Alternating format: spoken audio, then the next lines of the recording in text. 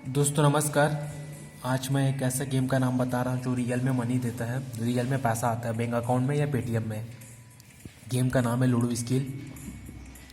Ludo skill इस game का नाम है, ठीक है।